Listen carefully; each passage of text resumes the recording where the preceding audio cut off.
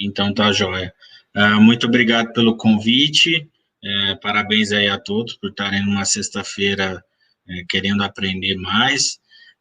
Parabéns aí pela brilhante ideia de vocês de colocar um intérprete de Libras também, que eu acho que a inclusão é uma coisa importantíssima para a gente, principalmente médicos. A gente convive com pessoas com dificuldades e faz parte do nosso trabalho também poder facilitar a vida delas o máximo possível.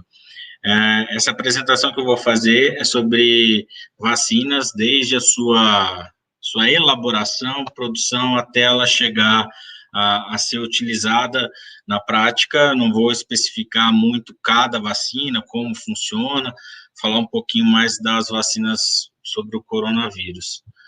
Então, vamos lá, já fui apresentado, mais uma vez aí agradecer pelo convite de vocês. Então, vacinas são preparações biológicas que, quando aplicadas em um humano, vai estimular o sistema imune a produzir anticorpos ou células de defesa. Lembrando que a gente tem dois tipos de resposta celular e resposta humoral, e aí a produção dessas células de anticorpos protegeriam esse indivíduo dessa doença ou faria com que essa doença tivesse um curso mais leve, com menor gravidade.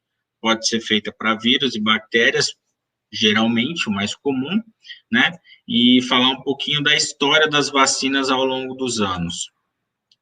As vacinas começaram o seu desenvolvimento ainda empírico, de forma experimental, no final do século XVIII. Basicamente, começa a haver uma produção laboratorial no século XIX, mas que essa produção pôde ser trazida para acesso à população somente no início do século XX. Então, a partir do século XIX, ela passa a ser desenvolvida em laboratório, mas no século XX é quando a gente começa, de fato, a fazer campanhas de vacinação. As campanhas de vacinação no século XX, no século passado, foram importantíssimas para poder mudar a curva social, aumentou a longevidade da população e aumentou a saúde da população humana. Grande parte de hoje a gente ter esse número total de pessoas vivendo no mundo, isso se deve às vacinas, assim junto com a era pós-antibiótica, né, também foi um outro grande avanço. A própria OMS reconhece que as vacinas foram uma das principais intervenções da saúde pública, salvando vidas e trazendo benefícios econômicos também. Lembrando que vacina é uma forma de prevenção, e a gente tem aquele ditado popular que é melhor prevenir do que remediar. Então, uma vacina, além de tudo, para ela estar disponível, ela tem que ser custo-efetiva, e isso eu vou passar um pouquinho mais para vocês detalhadamente. Então, a história das vacinas começa, então, no final do século XVIII, com Edward Jenner. Ele observou que as pessoas que ordenhavam vaca não contraíam varíola, se elas já tivessem adquirido varíola na forma animal. E aí, ele, de forma experimental, ele extraiu o pus da mão de uma ordenhadora e inoculou num garoto saudável, e passou a observar esse garoto, se esse garoto iria contrair varíola ou não. Obviamente que hoje isso não seria possível, né? Isso não passaria em comitê de ética, mas lembrando que a gente está falando de mais de 2 séculos atrás. Então, esse garoto foi repetidamente exposto à varíola, e aí a ideia dele acabou se confirmando. O garoto não morreu, não teve varíola, né, e ficou imune à varíola. Então, o Jenner é considerado o pai da imunização. Então, só a partir daí que se passa a desenvolver pensamentos sobre vacina. Então, ele cria, além de comprovar o princípio dele, a teoria dele, de que se a gente inoculasse alguma coisa em alguém, poderia proteger essa pessoa da doença. Então, ele comprova isso e abre uma nova área de pesquisa, um novo ramo da ciência, e a partir daí que a gente começa a ter mais desenvolvimento de metodologias, de teorias, para poder criar as novas vacinas. Então, aí só uma fotinha exemplificando o processo que ele fez no garoto. No século seguinte, a gente tem alguns pesquisadores bastante importantes no ramo de vacina, então, que passaram a desenvolver linhas de trabalho muito interessantes, e aí sim, de uma forma menos experimental e mais, digamos assim, científica. E aí, Robert Koch e Louis Pasteur são os dois aí mais importantes, que passam a, então, desenvolver métodos de vacina para patógenos de vírus ou bactérias atenuadas ou inativadas, né? Então, a experiência do Jenner foi com vírus vivo, né? E aí, então, em 1879, a primeira vacina é desenvolvida em laboratório, né? Então, não mais de forma experimental. Passam-se a desenvolver, então, outras vacinas, e no final do século XIX, a gente começa a ter as campanhas de vacinação, mas ainda muito tímido, basicamente no século XX, que elas começam a ganhar força. Esse gráfico eu acho ele muito impactante. Se a gente for aqui para o lado esquerdo do gráfico, a gente vai ver que até 1930, as doenças infecciosas eram responsáveis por quase metade dos óbitos no mundo, e o quanto isso declina ao longo das décadas subsequentes, ou seja, à medida que novas vacinas foram disponibilizadas para a população, mais pessoas foram vacinadas, a gente vem ao longo dos anos diminuindo o impacto na mortalidade das doenças infecciosas. Lembrando que ainda existem doenças infecciosas que não têm vacinas, aí a gente pode colocar o HIV e a tuberculose como duas causas importantes de óbito por doenças infecciosas, mas várias delas foram erradicadas ou pelo menos diminuindo muito o seu impacto na mortalidade mundial. Então, aí a gente começa basicamente a desenvolver campanhas e vacinas mais efetivas em 1921, e aí aqui a gente tem toda uma sequência das vacinas que foram sendo disponibilizadas ao longo dos anos. A gente sempre está avançando nisso. A última vacina até a Covid tinha sido a vacina do Ebola, e a vacina do Ebola era até então a vacina que foi concebida de forma mais rápida, e aí eu vou falar um pouquinho mais para frente também. Aqui é pegando os gráficos mostrando sobre cada vacina o que a gente teve de diminuição de número de notificações, número de casos, depois que as vacinas foram introduzidas. Então, a gente tem pólio, influenza, coqueluche. Aqui a gente pode ver, então, em todos os gráficos onde há uma queda importante no número de casos ao longo dos últimos anos, né, desde que as vacinas foram implementadas. No Brasil, especificamente, se inicia-se as vacinas também no século XIX, mas também, ainda assim como no mundo todo, as vacinas começam a ter campanhas mais importantes no século XX. A gente tem no Brasil a revolta da varíola, né? A primeira campanha de varíola, ela foi feita sobre uma grande resistência da população. Existem questões políticas aí que não valem a gente discutir aqui agora. E aí, então, a gente tem Oswaldo Cruz como um grande pioneiro aqui das campanhas de vacina no Brasil, inicialmente febre amarela e varíola.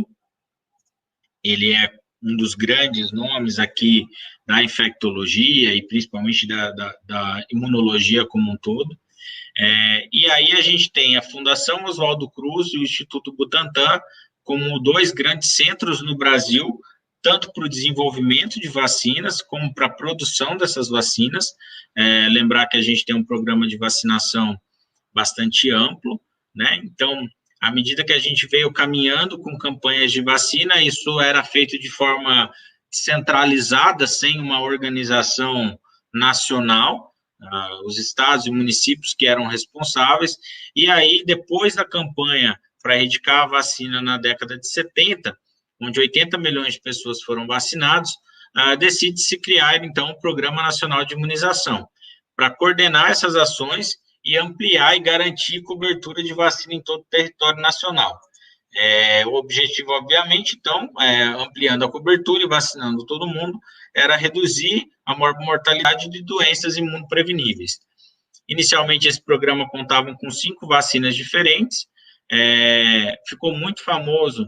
Então, na década de 80, eu sou da década de 80, e vivenciei muito esses dias nacionais de vacinação, eram geralmente sábados ou domingos, tinha um forte apelo em campanha publicitária, televisão, e todo mundo, todas as crianças iam vacinar nesses dias, e as vacinas eram colocadas em dia, né? E aí a gente consegue, então, com o Programa Nacional, eliminar a polio. Ela foi declarada erradicada no país em 94, mas o último caso aconteceu em 89.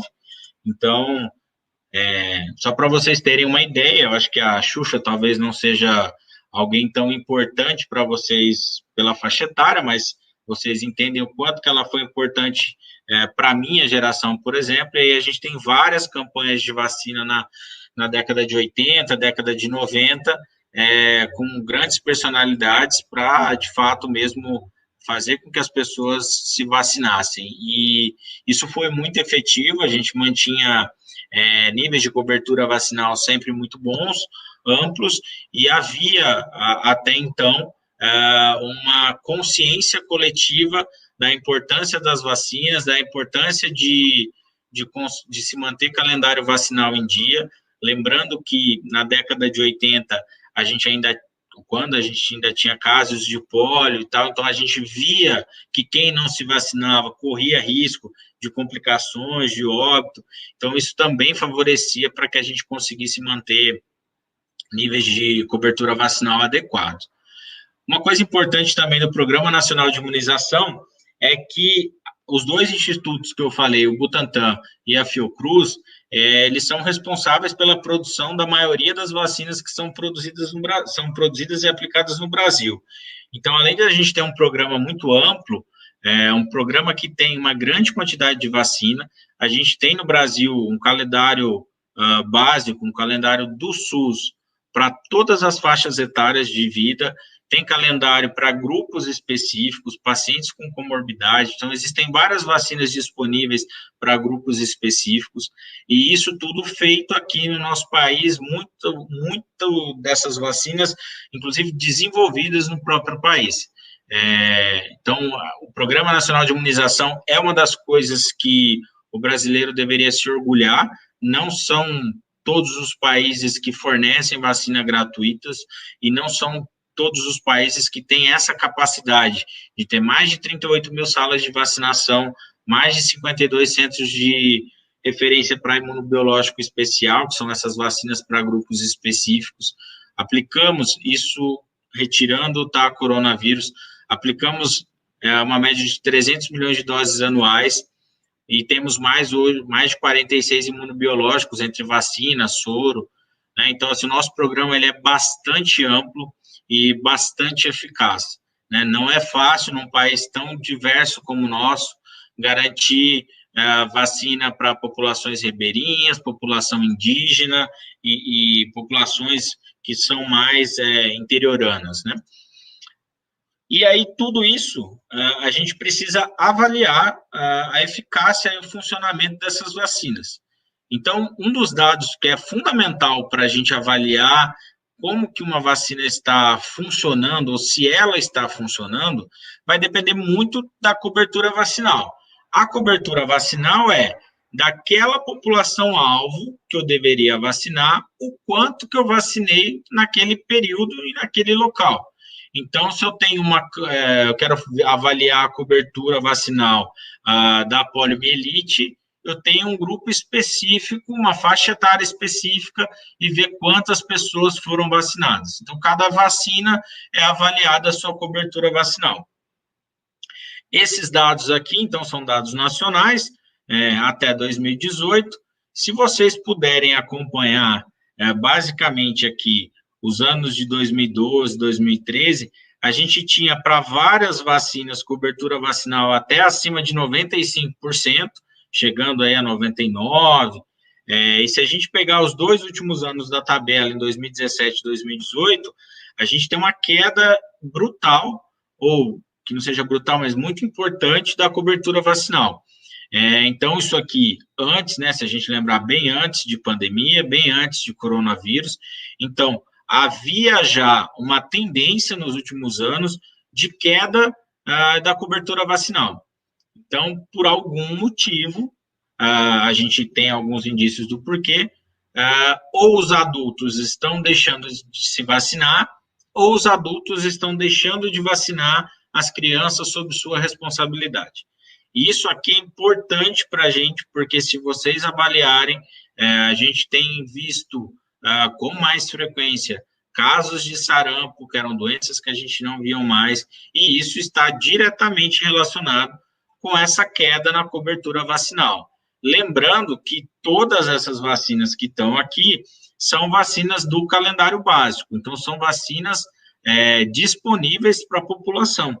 Então, ou a população não está indo até os locais para receber essas vacinas, ou os serviços não estão estruturados para ir até essa população. Então, isso aqui é um dado bastante importante, que não tem nada a ver com a pandemia, mas que pode explicar o porquê que a gente está tendo também algumas dificuldades em relação à vacinação agora do coronavírus. Desenvolvimento de vacina, gente, é preciso entender que é um processo bastante demorado. Geralmente, uma vacina demora de 10 a 15 anos entre o início do seu desenvolvimento até ela estar liberada para uso. A última vacina, como eu falei, tinha sido do Ebola, tinha batido o recorde no tempo de produção, de desenvolvimento. A vacina do Ebola foi desenvolvida em 5 anos. O grande problema no desenvolvimento das vacinas está lá nas primeiras fases da investigação, que é a fase pré-clínica e a fase de estudos clínicos de fase 1 e 2. Vocês talvez já estão acompanhando ou vão acompanhar ao longo dos anos, por exemplo, todo ano, ou quase todo ano, a gente tem na mídia a notícia de que uma vacina para o HIV teve bons resultados inicialmente e tal, e essa vacina nunca chega na fase final. Não chega porque durante esse processo de desenvolvimento, ou ela não tem efetividade, ou ela tem efeitos colaterais graves. Então, assim, esse fracasso geralmente é lá no início. Então, muitas vezes, a gente nem está sabendo que uma vacina está sendo desenvolvida porque o projeto não andou. Né? O estudo clínico de fase 1 são estudos em um número muito pequeno de pessoas, ou seja, você usou aquele imunizante naquelas pessoas, não funcionou, então você não dá um segundo passo no desenvolvimento, mas eu vou explicar cada fase dessa aqui com mais clareza para vocês. Então, a gente tem a fase da descoberta e a pré-clínica, que é aquela questão de análise laboratorial. Para desenvolver uma vacina, obviamente, a primeira coisa que eu preciso saber é conhecer um pouco sobre esse vírus, ou essa bactéria, como ele se comporta, quais são as proteínas que estão mais relacionadas à sua multiplicação, ao seu desenvolvimento, quais são os mecanismos que esse patógeno pode utilizar para poder ativar o nosso sistema imune. Então, a gente tem uma fase inicial que ela é de pesquisa laboratorial. Então, a partir daí, conhecendo melhor esse patógeno, se desenvolve, então, teorias ou mecanismos de vacina, e aí eu começo a fazer estudos. Antes eu preciso, aqui no Brasil, obrigatoriamente, que esses estudos passem por conselho de ética e aprovação da Anvisa. Vou para os estudos de fase 1, quando eu tenho aplicação de doses em uma quantidade pequena de pessoas. Fase 2, se na fase 1 eu consigo mostrar que esse imunizante foi eficaz e não trouxe efeitos colaterais graves, eu passo para a fase 2, onde eu aumento o número de pessoas que recebem esse imunizante. Mais uma vez, mantive eficácia e não tive efeitos colaterais graves, vou para a fase 3, onde eu vou ampliar ainda mais o número. A partir daí, essa vacina vai para aprovação da Anvisa. A Anvisa define se essa vacina vai ser somente aprovada ou se ela vai ser incorporada no Programa Nacional de Imunização, mas a partir daí, então, a população já teria acesso, seja pelo SUS ou seja pela rede privada. Então, aqui nesse outro gráfico, a gente consegue, então, comparar como é o desenvolvimento tradicional de uma vacina e como tem sido o desenvolvimento das vacinas em relação à Covid. Então, a gente tem anos entre esses estudos pré-clínicos até os estudos de fase 1 e assim, consequentemente.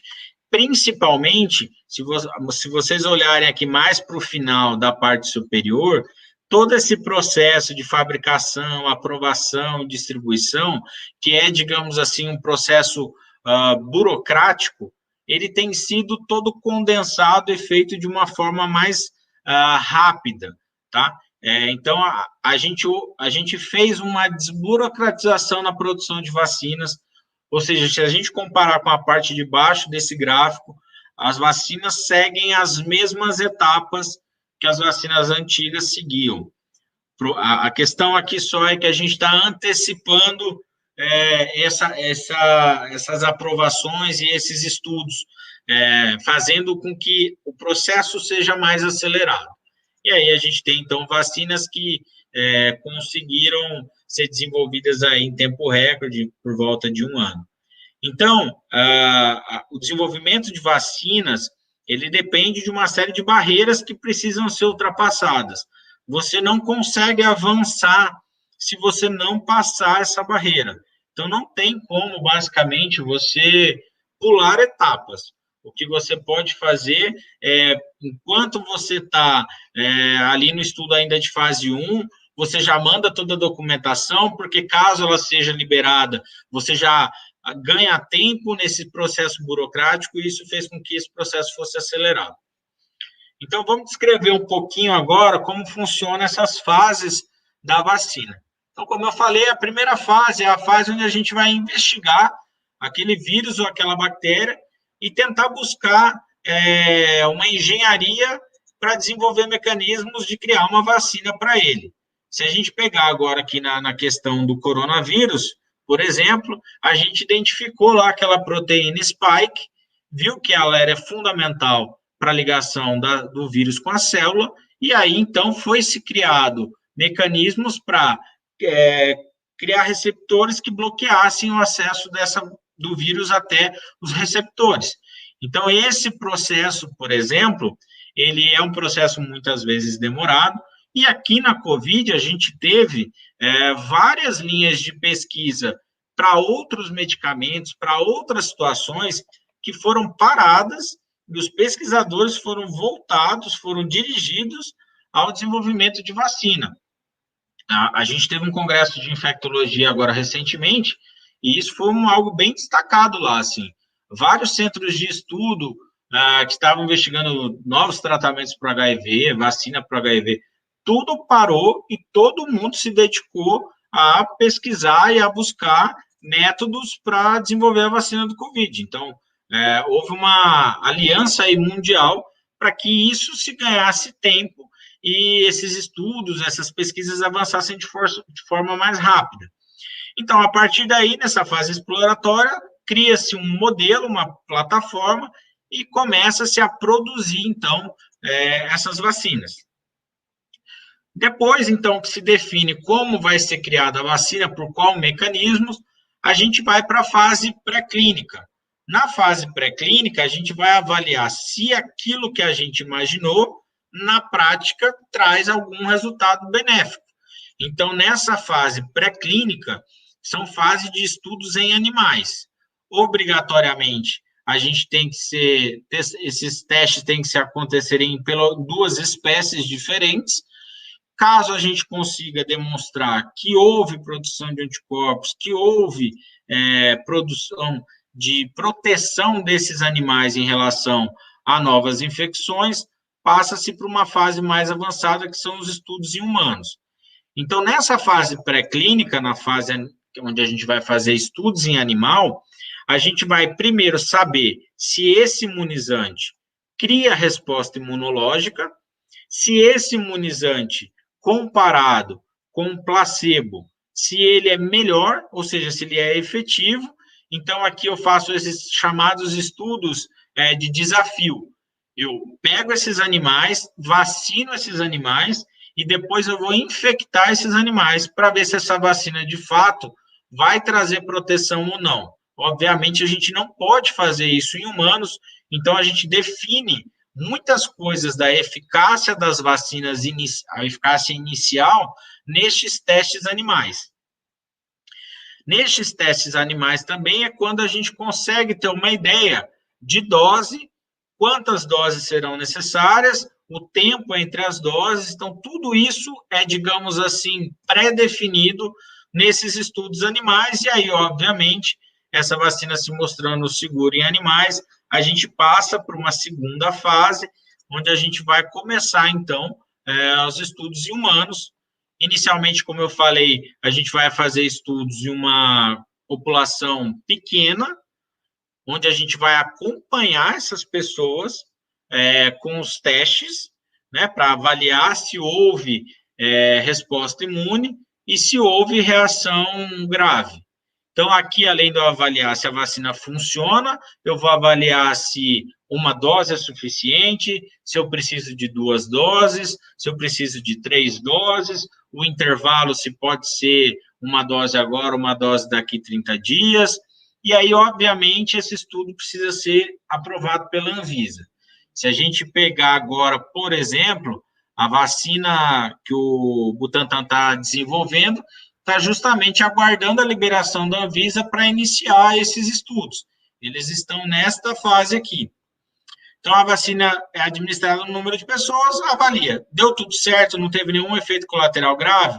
Então, aí a gente vai aumentar o número de pessoas e vai para os estudos de fase 2. Aí eu passo a avaliar essa vacina em centenas de pessoas. Segue o mesmo raciocínio. Um número maior de pessoas, ou seja, o raciocínio aqui do estudo de fase 1, fase 2 e fase 3 os efeitos colaterais mais raros, eles vão se tornar mais frequentes enquanto maior número de pessoas eu utilizar aquele imunizante. E aí, se eu estou usando esse imunizante num número maior de pessoas e não tem um efeito colateral grave, e estou conseguindo demonstrar que essas pessoas de fato estão protegidas, eu confirmo, então, aqueles dados de eficácia que eu tinha feito anteriormente. À medida que eu vou aumentando o número de pessoas, eu também posso aumentar os grupos específicos para aquela vacina. Então, provavelmente, lá no estudo de fase 1, eu pego um grupo bastante característico e uniforme. À medida que eu vou aumentando os estudos, vou passando de fase, eu vou diversificando mais esse grupo para ver também a eficácia e segurança em outros grupos populacionais, por exemplo. Então, a gente tem vacinas da Covid que foram testadas em adultos e idosos, mas, por exemplo, não foram testadas em gestantes inicialmente, né? Não foram testadas em gestantes e crianças. Hoje, usando as vacinas como a gente está usando, já tem estudos sendo feitos agora em gestante, porque a gente já tem dados de segurança muito mais importantes na população geral, então começa a se estudar em grupos mais específicos. Lembrando que todas essas pessoas são avaliadas durante todo o estudo, então elas fazem exames antes, exames durante, exames depois. Qualquer efeito colateral que essas pessoas têm tem que ser relatado no estudo. O paciente que, por algum motivo, não toma uma segunda dose ou some do estudo, ele é excluído. Isso aqui é muito rigoroso. E a Anvisa, quando vai aprovar a vacina, ela reavalia todos esses dados do estudo. A Anvisa não vai pegar só lá o resumo do estudo, beleza, você está falando que tem efetividade de 90%, então tá bom, tá ok. Não, ela pega todos os dados, ela redesenha o estudo, vê se encontra alguma falha desse estudo, para poder, então, daí definir se aqueles valores que o laboratório publicou, se eles de fato são reais, e se, então, faz sentido liberar essa vacina ou não. Então, feito o estudo de fase 1, fase 2 e fase 3, a gente vai passar, então, para a parte burocrática de fabricação, de distribuição e aprovação pela Anvisa. Então, antes de chegar na parte da fabricação e distribuição, eu vou falar um pouquinho aqui mais específico de como está sendo feito e desenvolvido, na verdade, as vacinas para a COVID. Então, a gente tem Aqui não serve para todas as vacinas, tá? Mas pelo menos para as vacinas do COVID. A gente tem basicamente 3 mecanismos diferentes aqui para poder avaliar, criar vacinas para COVID. Então, do lado esquerdo, a gente pode usar o vírus ou uma bactéria inteira, onde a gente vai ter vacina de vírus inativado, de vírus vivo atenuado ou vacina de vetor viral. As vacinas de vírus inativado ou atenuado, a gente tem 2 vacinas disponíveis para COVID. A da Coronavac, que é a parceria Sinovac-Butantan, e a da Sinopharm, que é uma outra vacina chinesa. Lembrando que dessas a gente só tem a Coronavac no Brasil. Vacinas de vetor viral, o que é isso? Eu pego uma estrutura externa de um vírus e coloco o que eu quero dentro dele, o material dentro dele, para poder gerar a produção dessa proteína aqui externa, e aí eu crio proteção à vacina. Tá? Então, aqui, em relação ao coronavírus, geralmente está se usando um adenovírus, que é um adenovírus que não causa doença. Essa tem sido, pelo menos a princípio, a grande dificuldade da vacina Sputnik V, que a Anvisa, quando foi avaliar, disse que esse adenovírus usado nessa vacina teria potencial capacidade de replicação. Então, a vacina russa, que é produzida no Instituto Gamaleya, ela não foi liberada, pelo menos inicialmente. A gente tem outras vacinas de vetor viral, uma vacina que é a parceria da Janssen com a Johnson & Johnson, e a da AstraZeneca Oxford, que é a outra vacina que a gente tem disponível no Brasil. Uma outra forma, então, de se desenvolver vacinas para o coronavírus e para outras doenças também, é usar basicamente partículas ou proteínas virais que vão estimular o seu sistema imunológico a criar mecanismos de bloquear o acesso do vírus, dessas proteínas virais, às nossas células. Por exemplo, como é feito a vacina de hepatite B. Vacinas que usam partículas virais, a gente tem 2 em desenvolvimento, já liberadas. A gente tem outras vacinas que eu não coloquei aqui, mas que não estão liberadas. A Novavax e a da parceria Sanofi-Pasteur com a GSK. E a gente tem aqui, então, o mecanismo mais moderno de desenvolvimento de vacinas, que são vacinas que utilizam o material genético do patógeno, vírus ou bactéria, e aí a gente tem vacinas de RNA e vacinas de DNA. Então, essa aqui é uma técnica, de fato, mais moderna. As vacinas de vírus inativados, vírus vivos, vetor viral, e que usam proteínas virais, todas elas são de conhecimento já antigo, e as vacinas anteriores que a gente usa são parte desses mecanismos de produção. As que usam, então, material genético, a gente tem a vacina da Moderna, a vacina da Sanofi e a vacina da Pfizer-BioNTech. Essas, a gente tem aqui a da Pfizer, então, com algumas doses chegando recentemente no Brasil. Então, vacinas de vírus atenuado ou vírus enfraquecido, só para explicar um pouquinho mais, eu não vou me aprofundar tanto nisso, tá? Então, eu tenho aqui um vírus que não é o coronavírus, mas ele foi modificado, ele foi atenuado e modificado para que, em contato com uma célula apresentadora de antígeno, ele crie um peptídeo viral, e esse peptídeo viral vai se ligar ao coronavírus quando você entra em contato com o coronavírus, e isso impede de ter a ligação do vírus com a nossa célula. Quais são os benefícios e problemas de uma vacina com vírus enfraquecido? Depende da produção do IFA, eu vou detalhar para vocês o que é o IFA. Então, isso gera custo e gera tempo de produção.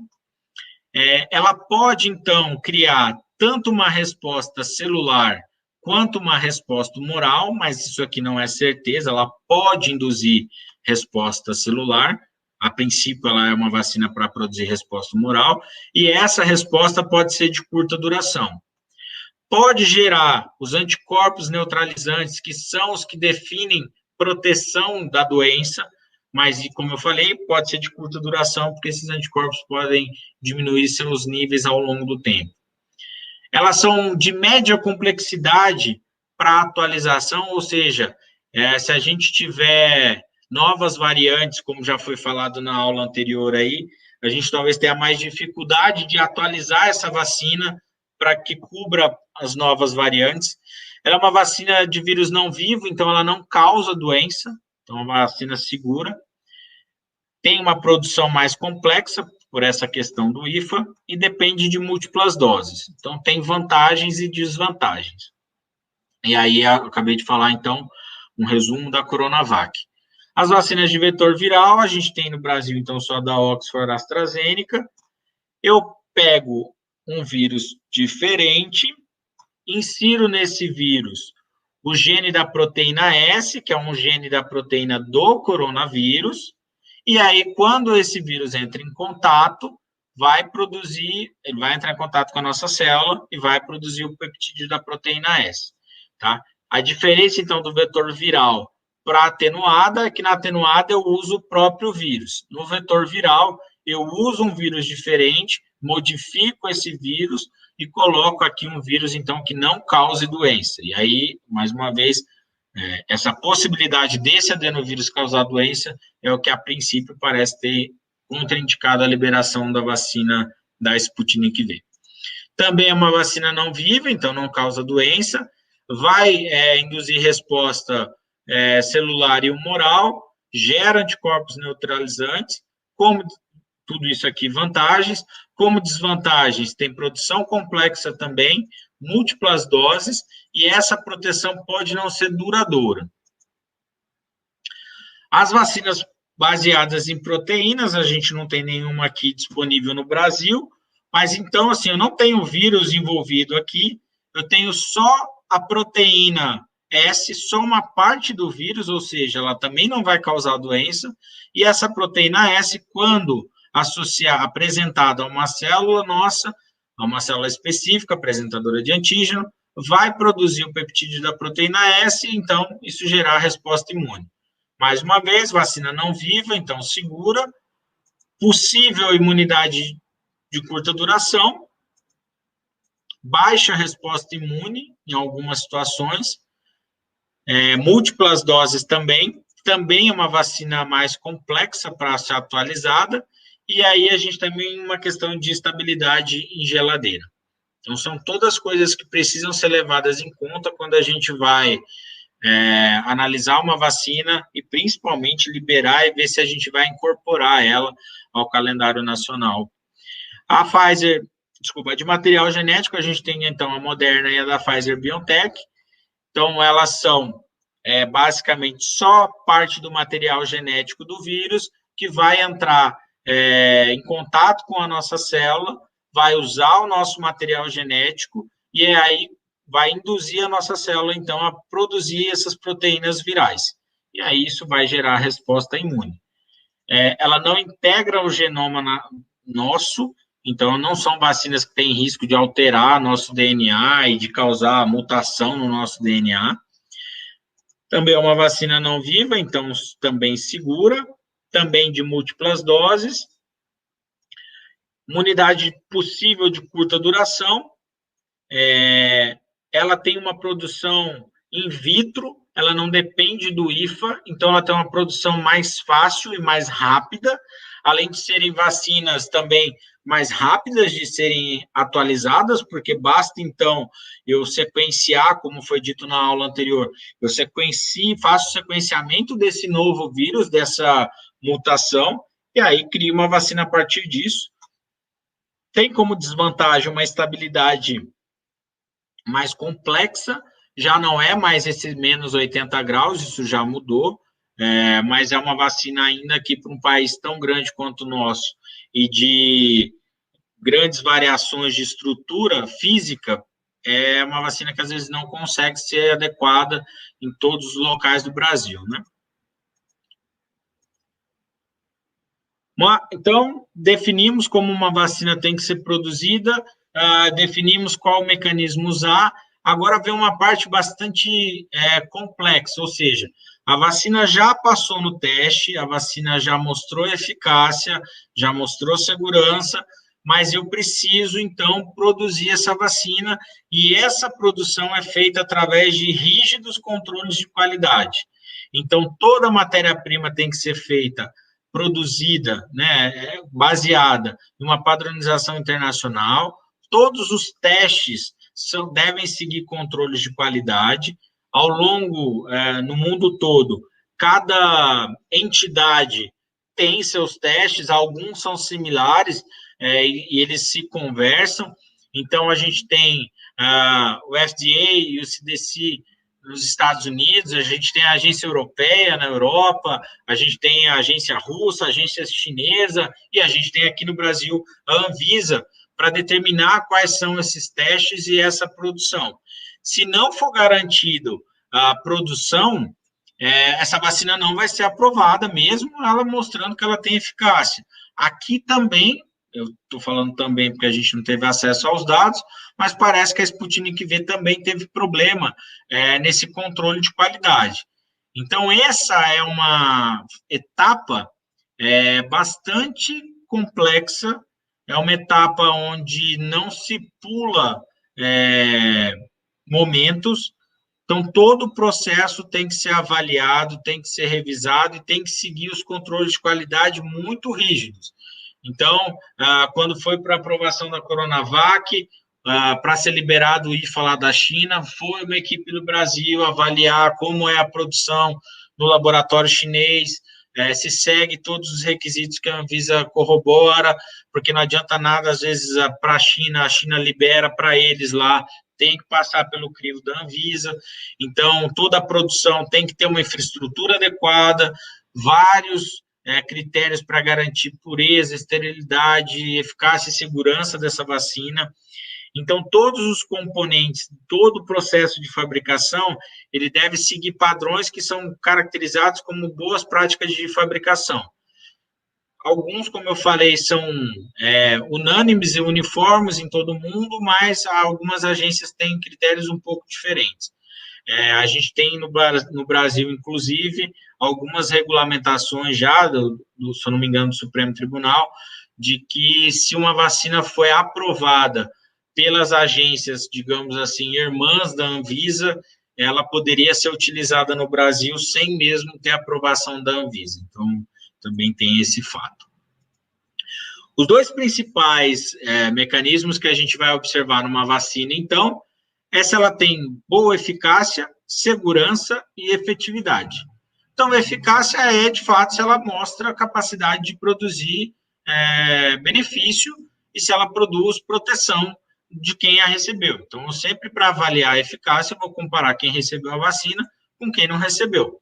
E aí, essa eficácia, como foi visto aqui na questão das vacinas da Covid, você pode colocar critérios diferentes. Você pode avaliar a eficácia para desenvolvimento de doença, para evitar óbito, para evitar internação. Então, são requisitos, são cortes que a gente pode fazer na análise dos dados para desfechos diferentes. E segurança é avaliar se essa vacina traz mais benefícios do que risco, principalmente quando a gente começa a categorizar em grupos de faixas etárias e comorbidades diferentes, né? Então, por exemplo, foi-se colocado em xeque a segurança da vacina da AstraZeneca em relação a episódios trombóticos. E o que a gente tem até hoje é um número de casos, um risco associado à vacina da AstraZeneca, que é muito inferior a tabagismo, ao uso de anticoncepcional e a própria Covid. Então, a vacina continua sendo segura, mesmo a gente tendo alguns episódios relatados de trombose, efeitos trombóticos, né, pós-vacina da AstraZeneca. Então, essa segurança precisa ser avaliada, porque não dá para se avaliar isso depois que a vacina já está em uso, porque senão a gente corre um risco muito grande. Sobre a produção do IFA, então, o IFA é a matéria bruta da vacina, é a vacina, digamos assim, semi-pronta, vai. E aí ela chega no Brasil, o IFA quase sempre não é produzido aqui, né, ainda mais nessa rapidez e para conseguir produzir um número tão grande de doses. A gente tem IFA para a produção das vacinas que a gente já tinha uma previsão de uso, né? As vacinas de uso do nosso programa nacional. Então, quando chega aqui, é passado por um controle de qualidade, então é feita uma série de testes para confirmar presa, confirmar se a concentração está adequada, se não houve nenhum risco de dano desse material, o IFA, que é o ingrediente farmacêutico ativo, né? Então, depois que ele passa nesse primeiro teste, então é começar e dar-se início à formulação da vacina, que aí ela vai receber estabilizadores, conservantes, adjuvantes, que vão garantir, de fato, que essa vacina vai ter ali o seu tempo de uso garantido, data de validade, que isso tudo se mantenha dentro do prazo adequado, né?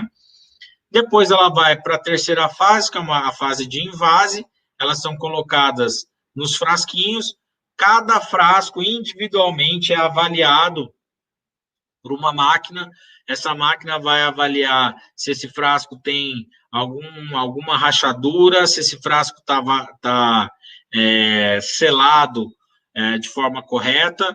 Depois, então, que ela já está envasada, é colocado o rótulo, no rótulo são colocadas todas as informações, validade, lote, e aí ela passa, então, para a distribuição. Então, esse é um processo que não aparece tanto, né, mas é um processo também demorado, porque precisa passar por todas essas etapas para que se garanta que a vacina que vai chegar e vai ser distribuída, que ela seja, de fato, que ela mantenha a eficácia, que ela mantenha toda a garantia de que ela vá funcionar. E aí, então, como é que faz para poder antecipar a liberação de uma vacina? Lembrando, então, que o pedido de aprovação de uso emergencial, ele é feito a partir dos estudos de fase 3. Então, a partir do momento que eu tenho resultado de estudo de fase 3, o laboratório, a empresa que representa o laboratório, dá entrada na Anvisa para pedir o uso emergencial.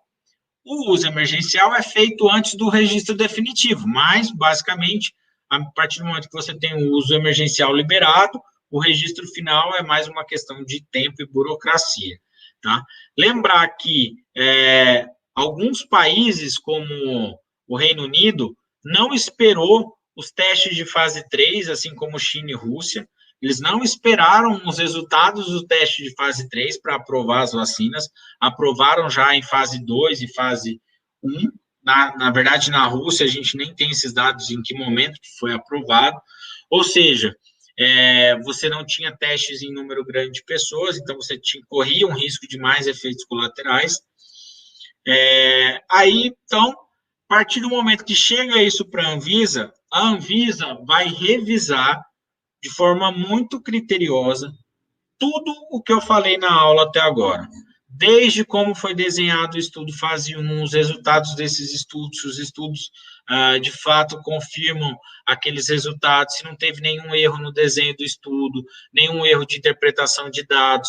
A Anvisa vai avaliar todo o processo de produção dessa vacina, e aí, a partir daí, a vacina vai ser concedida ao registro para ela, seja no uso emergencial ou seja no uso definitivo. Depois que a vacina é autorizada pelo Ministério da Saúde, cabe ao Ministério da Saúde definir se ele vai incorporar essa vacina ao Programa Nacional ou não. Ele pode simplesmente autorizar o uso da vacina, mas não incorporar. Aí vai depender. A gente tem que avaliar primeiro se a gente precisa dessa vacina que está sendo incorporada, se a gente já não tem outra que possa resolver o nosso problema. É claro que a gente está falando em relação à Covid aqui, obviamente a gente não tem, né? Então, talvez hoje, por exemplo, Israel não precise mais aprovar ou incorporar no seu programa uma nova vacina, porque ele já tem grande parte da população vacinada, por exemplo. Então, além de liberar para uso, para colocar ela no programa nacional, eu devo considerar outras coisas. Então, se eu tenho outras vacinas disponíveis, se eu tenho, por exemplo, essa vacina que eu estou aprovando agora, eu consigo armazenar e transportar ela da forma correta, por exemplo, como as vacinas da Pfizer, se fosse mantido aqueles parâmetros de armazenamento em menos 80 graus, a gente teria essa vacina basicamente só em grandes centros, porque seria inviável manter essa vacina em centros menores, por toda a logística, né?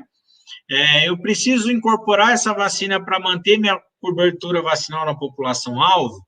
Obviamente que da Covid a gente precisa de outras vacinas, né? Quanto mais vacinas, melhor. Essa vacina que eu vou incorporar ela, qual que é o custo dela? Vale a pena eu, às vezes, pagar esse valor? Eu não tenho nenhuma outra vacina disponível que me atenda e que seja mais barato, ou uma vacina que eu vou incorporar ela, mais o Butantan, a Fiocruz, vão poder desenvolver elas aqui no futuro, ou é uma tecnologia exclusiva que eu sempre vou ter que importar? Então, tudo isso precisa ser avaliado pelo Ministério da Saúde antes de definir se a vacina vai ser incorporada. Isso não define se ela vai ser liberada, porque ela pode ser liberada para uso comercial, não para implantação no via SUS. Eu falei, então, da eficácia. Então, a eficácia é o seguinte, a vacina funciona. Efetividade vai mostrar o sucesso da vacina em vida real. O que é isso? A vacina da Pfizer tem lá, por exemplo, a gente sabe que ela tem um armazenamento mais complexo, então ela tem lá a sua eficácia, não lembro agora de cabeça, mas vamos colocar aqui 80%, certo? Mas será que se eu pegar essa vacina e levar lá para Manaus, para uma área indígena, onde eu não vou conseguir manter talvez a conservação dessa vacina, essa vacina fique fora da temperatura ideal, ela objetivamente ela vai perder eficácia e a efetividade da sua vacinação vai cair. Então, tem várias coisas que vão afetar a efetividade. Então, assim, a vacina funciona, mas será que a vacinação funcionou? Será que o programa de vacinação, aquela campanha de vacinação, será que ela foi efetiva? Porque eu posso ter uma vacina excelente, mas as pessoas podem não ir se vacinar, eu posso não conseguir chegar até essa população, ou eu tenho problemas de logística, onde a vacina que chega não chega de forma adequada. Então, a efetividade a gente vai avaliar como pós-vacina, né? É uma forma pós-vacina. E para isso eu vou ver estrutura física, gestão, planejamento, tudo que a gente não está tendo recentemente, né? E toda a questão logística de armazenamento dessas vacinas. A gente viu aqui, por exemplo, que a rede de frio, né, que é onde essas vacinas ficam armazenadas, aqui em Brasília, pelo menos, o Hemocentro precisou doar alguns freezers, então, assim, precisa de toda uma gestão para poder avaliar e manter isso de fato. Não adianta só o Ministério, por exemplo, desembolsar e dar 10 milhões de doses para o Distrito Federal, se o Distrito Federal não tem onde armazenar essas vacinas. Então, tudo isso é a gestão e a logística, né? Então, aqui é só um resuminho das duas vacinas que já tinham um registro final decretados no Brasil. Então, o estudo começa em julho e a vacina é liberada, registrada em fevereiro desse ano, com a vacina da Pfizer. A da AstraZeneca também a mesma coisa, os estudos em julho, um pouquinho antes, e ela é liberada, então, em março desse ano. Então, aqui só mais uma vez, para falar da Sputnik, teve alguns problemas, e aí, então, foram problemas relacionados ao fato de que a Anvisa não conseguiu detalhar, avaliar o estudo para comprovar a efetividade da vacina. Tem essa questão do adenovírus ser capaz de reproduzir, e tem uma outra questão também que os técnicos da Anvisa não puderam visitar em loco o laboratório que produzia a vacina para garantir que todas as práticas estavam sendo seguidas. Né? Hoje, pelo menos, eu escutei a notícia de que tem uma nova Sputnik agora, dose única. Mas, mais uma vez, a gente não tendo dados, é difícil avaliar se é verdade, se o dado é real, se funciona ou não funciona, né? Então, isso é muito importante que isso seja rigoroso.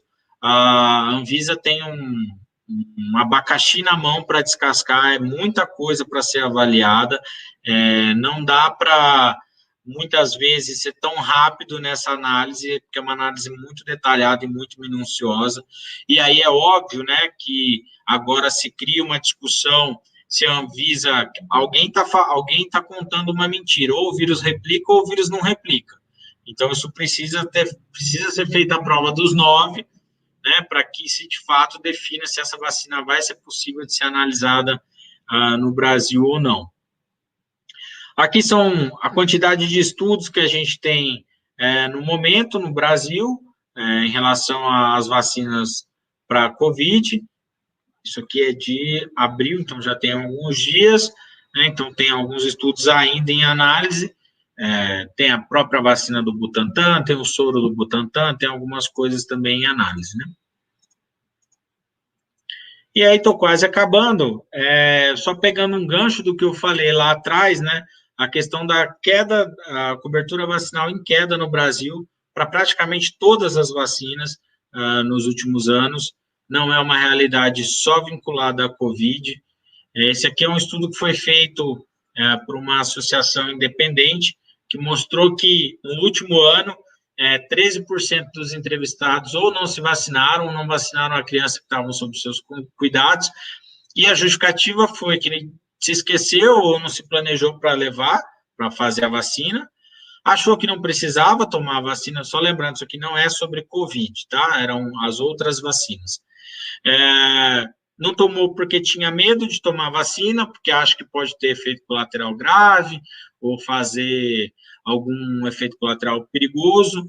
67%, ou seja, mais da metade, acreditava realmente em alguma informação falsa sobre vacina. E 57% daqueles que não vacinaram ou não vacinaram uma criança citaram um motivo que não faz nenhum sentido. A metade das pessoas que relataram que não se vacinaram usaram WhatsApp e rede social como fonte de informação. Obviamente, a gente sabe que isso cresceu muito e tem crescido cada vez mais. É a segunda fonte de informação, ainda perde para a televisão. Só que as pessoas que recebem informação por rede social, por WhatsApp, elas têm mais chance de não tomar vacina. Então, assim, isso foi publicado nesse documento que está aqui. A gente tem, então, uma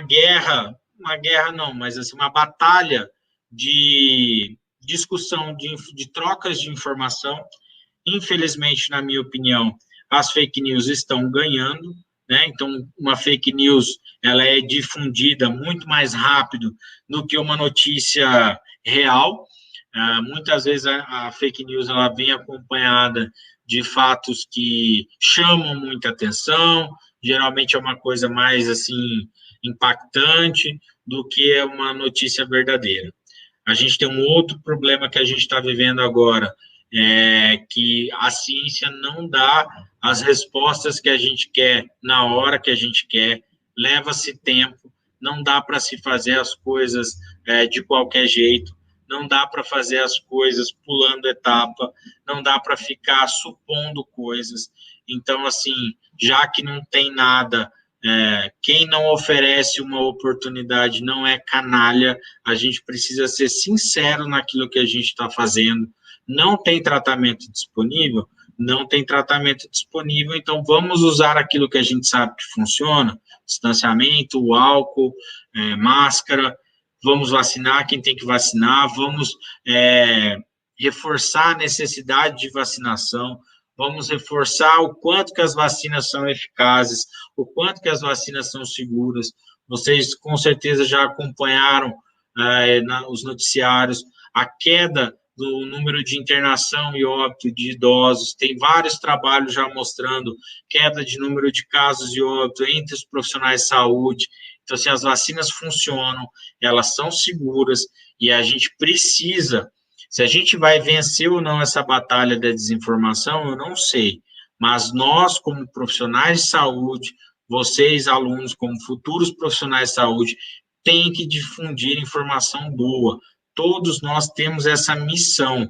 Alguém da família mandou lá no grupo uma fake news sobre saúde, vai lá, desmente, manda uma fonte confiável, fala, não é isso, isso, para a gente conseguir combater isso ao longo do tempo. Um outro estudo aqui mostrou profissionais de saúde se recusando a tomar vacina, um estudo da Unicef mostrando que jovens confiam pouco em vacinas, então, assim, uma situação bem complicada, né? Então, para terminar, basicamente, eu queria só reforçar com vocês essa questão da importância de a gente difundir notícias reais, notícias verdadeiras, e vocês, futuros médicos, mesmo hoje ainda não sendo médico, sabem aonde procurar informação de qualidade, sabem quais são as fontes confiáveis, então vamos divulgar notícias que sejam confiáveis. Às vezes, a notícia confiável não é a que mais agrada, não é a notícia que a gente gostaria de divulgar para as pessoas, mas a gente precisa ser claro, somos e seremos médicos para lutar pela vida das pessoas. A gente não pode ser médico para ignorar as informações científicas e para tapar os olhos para o que está acontecendo. Mais uma vez, então, para finalizar, obrigado pelo convite, desculpa se teve algum problema técnico, e me coloco aqui à disposição, eventualmente, para outras apresentações, podem contar comigo, tá bom? Muito obrigado.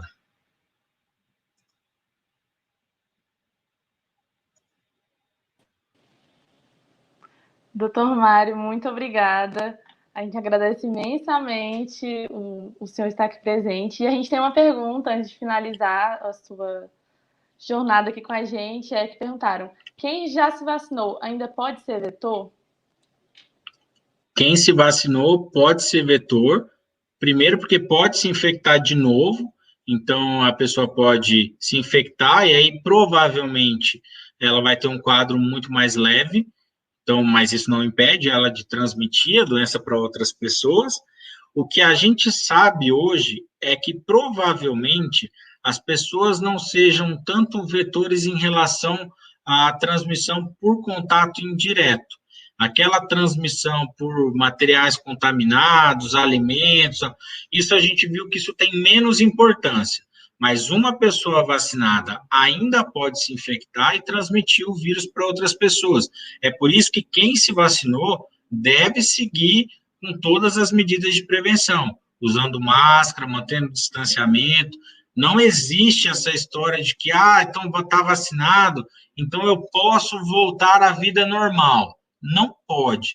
Lá nos Estados Unidos, o CDC mostrou, eles já mudaram algumas regras de distanciamento, pessoas que já completaram a vacina teriam mais facilidades, regras mais brandas para conviver em ambientes abertos, pessoas que se vacinaram poderiam fazer pequenos encontros, mas essa não é a recomendação que a gente tem aqui. Então, quem se vacinou está protegido, mas ainda tem que tomar todos os cuidados. Sim, é importante também o que o senhor orientou, né, sobre as fake news, é muito importante.